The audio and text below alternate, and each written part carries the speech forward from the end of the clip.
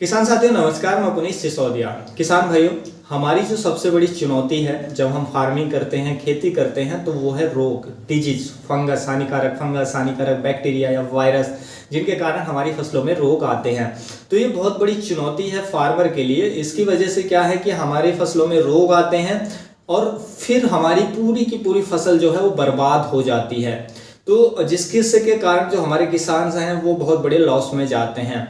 देखिए, पूरी दुनिया की यदि हम बात करें, वर्ल्ड वाइड यदि हम बात करें, तो 19,000 फंगस की ऐसी प्रजाति जानी गई हैं जो अलग अलग फसलों में रोगों का कारण बनती है। उसके अतिरिक्त कुछ बैक्टीरिया भी होते हैं, क्योंकि बैक्टीरियल डिजीज भी हमारी फसलों में आते हैं और वायरस भी होते हैं। तो जो डिजीज है वो बहुत बड़े पैमाने पर हमारी फसलों पर अटैक करते हैं, लेकिन हमारी जैसे कोई फसल है उस पर कोई पर्टिकुलर डिजीज ही अटैक करता है, पर्टिकुलर फंगस का अटैक ज़्यादा होता है। ये आपको देखने को जरूर मिलता होगा, जैसे टमाटर के अंदर, आलू के अंदर अर्ली ब्लाइट, लेट ब्लाइट, या और फसलों के अंदर डाउनी मिल्ड्यू का, अंगूर के अंदर ज़्यादातर डाउनी मिल्ड्यू देखने को मिलता है। तो कुछ पर्टिकुलर फसलें ऐसी हैं जिन पे एक पर्टिकुलर डिजीज का अटैक होता है, वो आप सब जानते हैं। देखिए, डिजीज के कारण फसलें बर्बाद होती हैं, लेकिन हम आज की इस वीडियो में जानेंगे कि रोगों को आप प्रिवेंट कैसे करें। ये वीडियो देखने के बाद जो आपकी फसलों में रोग आते हैं उनको आप लगभग 80% तक प्रिवेंट कर पाएंगे, यानी कि आने से पहले ही आप 80 to 90% तक आप आने से पहले ही रोक पाएंगे ये वीडियो देखने के बाद। देखिए, डिजीज को प्रिवेंट करने से पहले आपको ये जानना पड़ेगा कि रोग आते कौन, कैसे कैसे, हमारी कैसे कैसे जो डिजीज है वो हमारी फसलों पर आते हैं, कहाँ कहाँ से जो फंगस है वो हमारी फसलों पर अटैक कर सकती है, पहले आपको ये जानना पड़ेगा। देखिए, वीडियो काफी इन्फॉर्मेटिव होगा, वीडियो को लाइक कीजिएगा, ज्यादा से ज्यादा फार्मर के साथ शेयर भी कीजिएगा, और वीडियो यदि आप चैनल पर नए हैं तो चैनल को सब्सक्राइब भी जरूर कीजिएगा। तो चलिए जानते हैं। सबसे पहले हम समझते हैं कि रोग, जो फंगस है, हानिकारक पैथोजन है, चाहे बैक्टीरिया है चाहे फंगस है, वो कहाँ कहाँ से हमारे प्लांट के अंदर एंटर कर सकता है, अटैक कर सकता है। तो सबसे पहला जो डिजीज होते हैं वो होते हैं, हम सॉइल बॉर्न कह सकते हैं, यानी कि जो पैथोजन है या बैक्टीरिया हानिकारक वो सॉइल के अंदर रहता है और वहां से हमारे प्लांट पे अटैक करता है, तो हम उसको कहते हैं सॉइल बॉर्न, यानी कि वो जो फंगस है वो सॉइल के माध्यम से प्लांट पे अटैक कर रहा है। दूसरा जो होता है वो होते हैं सीड बॉर्न। सीड बॉर्न यानी कि जो सीड के अंदर ही जो फंगस है, पैथोजन पड़ा हुआ है। मान लीजिए आपने किसी अच्छी कंपनी का सीड नहीं खरीदा है, सर्टिफाइड सीड नहीं खरीदा है, जो ट्रीटेड भी नहीं है, तो आपने ऐसी कंपनी का ही कोई सीड खरीद लिया है, तो वहां से जो पैथोजन है वो भी, सीड के अंदर पैथोजन आ सकता है, फंगस आ सकता है। सीड के अंदर पैथोजन आता कहाँ से है? मान लीजिए जो सीड कुछ ऐसी क्रॉप से तैयार किया गया है जिसमें कोई इन्फेक्शन था किसी डिजीज का, तो फिर वो जो पैथोजन है वो सीड के अंदर आना भी निश्चित होता है। फिर आप उसको लगाएंगे तो आपकी फसलों के अंदर भी सीड के माध्यम से डिजीज आता है, तो उसको हम कहते हैं सीड बॉर्न डिजीज। तो दूसरा जो हो गया वो सीड बॉर्न हो गया, पहला सॉइल बॉर्न, दूसरा सीड बॉर्न डिजीज।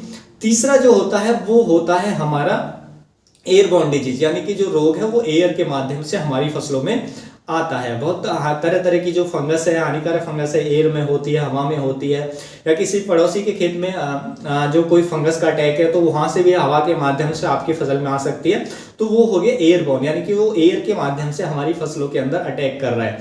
तो जो डिजीज है वो 3 तरीके से अटैक करते हैं, सॉइल बॉर्न, सीड बॉर्न और एयरबॉर्न, यानी कि हवा के माध्यम से जो फंगस है या बैक्टीरिया है वो अटैक कर सकती है।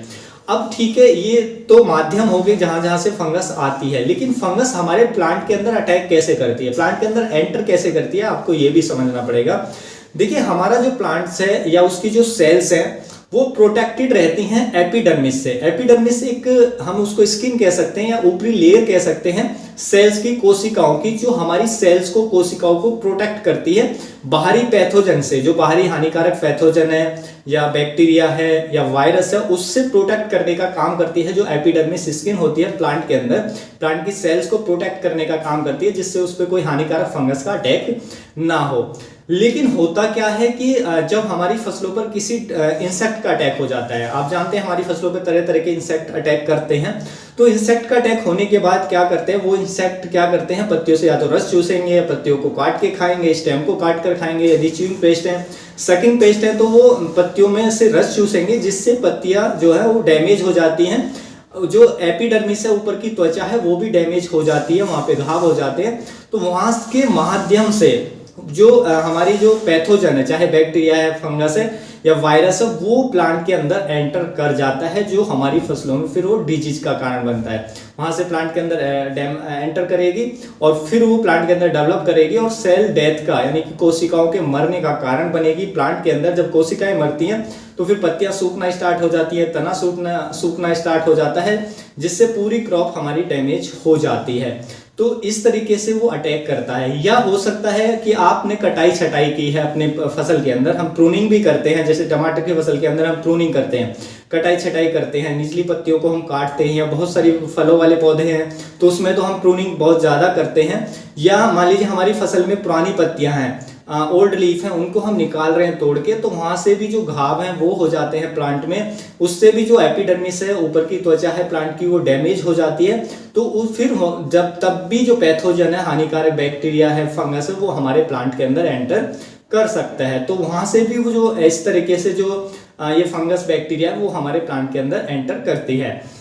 तीसरा कि हो सकता है कि देखिए प्लांट के अंदर क्या होता है कि पत्तियों के अंदर स्टोमेटा होते हैं, स्टोमेटा छिद्र होते हैं पत्तियों के अंदर, बहुत छोटे छोटे छिद्र होते हैं जो पत्तियों को ऑक्सीजन लेने का, जो CO2 लेते हैं और ऑक्सीजन को बाहर करते हैं, जो स्टोमेटा होते हैं। और यही एवोप्रेशन करते हैं प्लांट के अंदर, जो प्लांट के अंदर जो पानी है उसको बैलेंस रखने के लिए एवोप्रेशन भी इनके माध्यम से होता है। तो स्टोमेटा छोटे छोटे छिद्र होते हैं जो खुलते हैं, बंद होते हैं। तो स्टोमेटा के माध्यम से भी जो हानिकारक फंगस और बैक्टीरिया वो हमारे प्लांट के अंदर एंटर कर सकती है।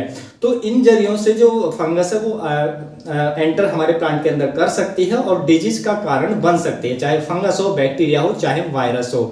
तो इस तरीके से जो डिजीज हैं वो हमारी फसलों पर आते हैं और अटैक करते हैं और फसलों में नुकसान का कारण बनते हैं।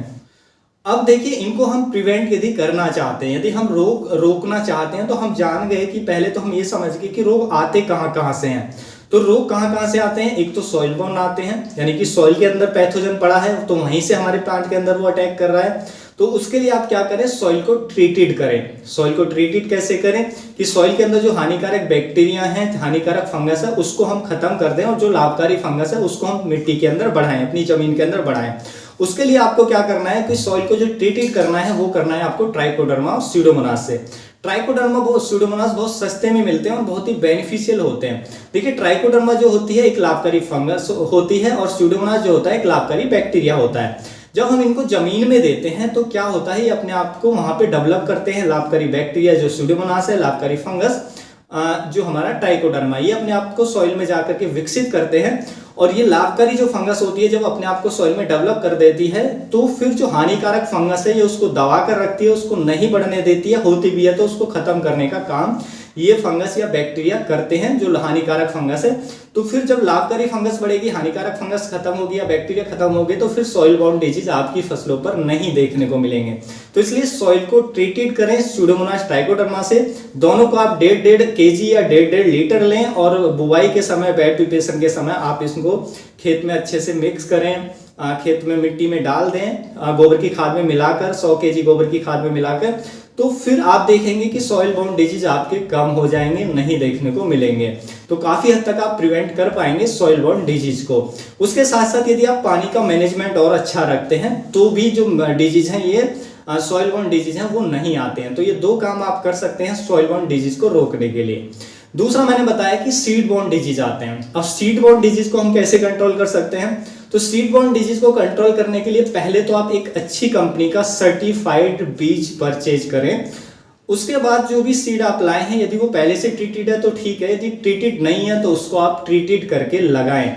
तो उससे भी जो सीड बोर्न डिजीज है हम उनको कंट्रोल कर सकते हैं। ट्रीटमेंट कैसे करना है आप सब जानते हैं, उसके लिए बहुत सारे वीडियो हैं, मेरे भी चैनल पे वीडियो पड़ी हुई हैं, वो आप देख सकते हैं। तो सीड को ट्रीटेड लग करके लगाएंगे तो फिर सीड बोर्न जो डिजीज आ रहे हैं उनसे आप बच जाते हैं।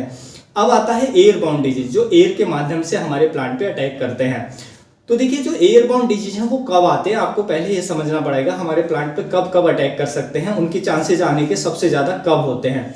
एयर बाउंड डिजीज जब कब से सबसे ज्यादा अटैक करते हैं, जब ह्यूमिडिटी हाई हो हवा के अंदर जब ह्यूमिडिटी है, नमी है, ज्यादा होती है, तो जो हानिकारक फंगस है वो हमारे प्लांट पे अटैक कर सकती है। ह्यूमिडिटी हाई होती है तो जो पत्तियां भी हैं हमारी, या बारिश हो रही है लगातार हो तो उससे पत्तियां नम रहती हैं, ह्यूमिडिटी हाई रहती है, तो ऐसी कंडीशन में जो हमारी जो एयरबॉर्न डिजीज हैं वो हमारे प्लांट पे अटैक कर सकते हैं। तो ह्यूमिडिटी हाई जा रही है, 70% से ऊपर जा रही है, तो आपको फिर प्रिवेंटिव में फंजीसाइड का स्प्रे कर देना चाहिए। फंजीसाइड में प्रिवेंटिव में हमारा कॉपर ऑक्सीक्लोराइड अच्छा काम करता है, आप उसका स्प्रे में यूज कर सकते हैं।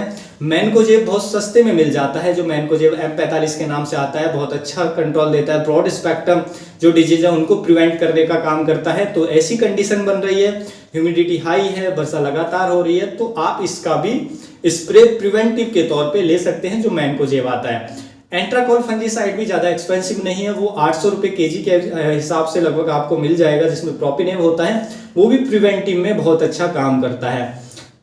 एक आता है कवच फंजीसाइड, कवच के थोड़ा एक्सपेंसिव होगा लेकिन वो भी प्रिवेंटिव के अंदर अच्छा काम करता है, प्रिवेंटिव कंट्रोल करने के लिए। और यदि आप ऑर्गेनिक में करना चाहते हैं तो बोर्डो मिक्सचर हमारा आता है जो बहुत अच्छा काम करता है कॉपर आधारित, तो आप उसका भी स्प्रे में प्रिवेंटिव में ले सकते हैं। कब? जब ह्यूमिडिटी हाई हो, तो समझ जाइए कि जो हमारा एयरबॉर्न डिजीज है वो आ सकता है, तो हम उसको स्प्रे में यूज कर दें। तो इस तरीके से आप जो डिजीज हैं, रोग हैं, उनको प्रिवेंट कर पाएंगे, आने से पहले ही आप उनको रोक पाएंगे। अब देखिए, मैंने जो बताया कि आपको ये फंगस अटैक कैसे करती है, कौन कौन से माध्यम से अटैक करती है, वो भी हमें देखना पड़ेगा। नहीं, किस तरीके से अटैक करती है, माध्यम तो मैंने आपको बता दिया, और उनको कैसे कंट्रोल करना है, जैसे सॉइल के माध्यम से, एयर के माध्यम से, सीड के माध्यम से, तो उनको कैसे कंट्रोल करना है वो भी मैंने आपको बता दिया। लेकिन अटैक कैसे कर जाती है हमारे प्लांट के अंदर, कि जो एपिडर्मिस है वो डैमेज हो जाता है जब अटैक करती है। तो उसके लिए आपको ध्यान रखना है कि यदि आपकी फसल के अंदर इंसेक्ट का अटैक है तो उस इंसेक्ट को जल्दी से जल्दी कंट्रोल करें। आपने देखा होगा इंसेक्ट का अटैक होने से डिजीज का अटैक भी बढ़ता है, उसके कारण यही होता है कि एपिडर्मिस डैमेज हो जाती है, तो वहां से फंगस भी आसानी से एंटर कर पाती है। उसके साथ साथ जो वायरस जनित रोग है प्लांट के अंदर वो भी तभी अटैक करते हैं, वो भी ज्यादा स्प्रेड जब होते हैं जब हमारी फसलों के अंदर सकिंग पेस्ट का अटैक है। तो आप सकिंग पेस्ट को कंट्रोल करें, या जो भी इंसेक्ट है उसको इमीडिएट कंट्रोल करें, और साथ में कोई फंजीसाइड प्रिवेंटिव भी दे दें, जिससे जो डैमेज हुआ है हमारी पत्तियों के अंदर वो उस पे जो हमारा फंजीसाइड है वो वहां पे पहुंच जाए, तो कोई भी फंगस जो है वो एंटर ना कर पाए प्लांट के अंदर। तो आपको ये ध्यान रखना है, जब भी इंसेक्ट का अटैक है इंसेक्ट को कंट्रोल करें और प्रिवेंटिव में फंजीसाइड दे दें। या आप मान लीजिए प्रूनिंग कर रहे हैं, यानी कि कटाई छटाई कर रहे हैं अपने पौधे की, तो कटाई छटाई के तुरंत बाद हमें कॉन्टैक्ट फंजीसाइड देना चाहिए, जिससे जो भी घाव हुए हैं वहां पे फंजीसाइड का हम स्प्रे दे दें, वहां से कोई भी हानिकारक पैथोजन हमारे प्लांट के अंदर एंटर ना कर पाए। तो ये आपको जरूर ध्यान करना है। आप पत्तियां निकाल रहे हैं पुरानी, या कोई भी घाव आप कर रहे हैं, तो उसके लिए आपको उस टाइम भी प्रिवेंटिव में फंजीसाइड देना है। तो प्रिवेंटिव में कब देना है? जब ह्यूमिडिटी हाई है, तो उस समय रोग आने के चांस बन सकते हैं, इमीडिएट प्रिवेंटिव में फंजीसाइड स्प्रे करें। या मान लीजिए इंसेक्ट जो है वो ज्यादा हो रहे हैं, तो इंसेक्ट को कंट्रोल करें, साथ में प्रिवेंटिव में फंजीसाइड दें। या मान लीजिए कि आपने कोई प्रूनिंग की है, कटाई छटाई की है, पत्तियों को निकाला है, तो उस समय आप प्रिवेंटिव में तुरंत फंजीसाइड दें प्रूनिंग करने के बाद या पत्तियों को निकालने के बाद, जिससे जो डिजीज है, जो फंगस है, जो पैथोजन है हमारे प्लांट के अंदर एंटर ना कर पाए, और हम जो रोगों से बच जाएं और हमारी जो फसल है वो हेल्दी रहे, स्वस्थ ग्रो करे। देखिए, बहुत सारे किसान साथियों का सवाल हो सकता है कि जब हम सॉइल में ट्राइकोडर्मा या सूडोमोनास का उपयोग कर रहे हैं, तो उसके बाद क्या स्प्रे में हम जो फंजीसाइड है उसका यूज कर सकते हैं? तो देखिए, बिल्कुल कर सकते हैं, वो भी कॉन्टैक्ट फंजीसाइड का। जो सिस्टेमिक है उनके उपयोग से आप बचें, क्योंकि हम प्रिवेंट कर रहे हैं रोगों को। तो कॉन्टैक्ट फंजीसाइड का आप केमिकल में, जैसे चाहे मैनकोजेब हो, चाहे हमारा कॉपर ऑक्सीक्लोराइड हो, या बोर्डो मिक्सचर हो, या हमारा एंट्राकॉल हो, चाहे हमारा कवच हो, तो इनको हम प्रिवेंटिव में स्प्रे में दे सकते हैं, क्योंकि ये कॉन्टैक्ट फंजीसाइड होते हैं। ये पत्तियों पे लगेंगे, वहीं पर चिपके रहते हैं, प्लांट के अंदर जा करके रूट तक नहीं पहुंचते हैं। जो हमारे सॉइल के अंदर जो लाभकारी फंगस है, जैसे ट्राइकोडर्मा सूडोमोनास, उसको नुकसान वो नहीं पहुंचाएंगे, क्योंकि वो पत्तियों के ऊपर रहेंगे, केवल वहीं चिपके रहेंगे और वहीं से प्रोटेक्ट करने का काम करेंगे। वो सॉइल के अंदर तक उसका असर नहीं जाएगा, तो जिससे जो ट्राइकोडर्मा सूडोमोनास है उसको वो कोई हानि नहीं पहुंचाएंगे। तो आप स्प्रे में जो कॉन्टैक्ट फंजीसाइड है उनका बेशक यूज कर सकते हैं, यदि आपने सॉइल के अंदर जो ट्राइकोडर्मा सूडोमोनास दिया है उससे कोई दिक्कत नहीं आने वाली है। तो इस तरीके से आप देखेंगे कि आपकी फसल के अंदर जो रोग हैं, डिजीज हैं, वो आने से पहले ही प्रिवेंट आप कर पाएंगे कि रोग जो डिजीज हैं वो आपकी फसलों में नहीं आ पाएंगे। तो उम्मीद है किसान भाइयों जो आज की जानकारी है आपको अच्छी लगी होगी। जानकारी अच्छी लगी तो वीडियो को लाइक कीजिएगा, ज्यादा से ज्यादा फार्मर के साथ इसे शेयर कीजिएगा ताकि उन तक भी ये जानकारी पहुंच सके। मिलूंगा मैं आपको एक और नई वीडियो में नई जानकारी के साथ, तब तक के लिए आप अपना ख्याल रखिएगा। धन्यवाद।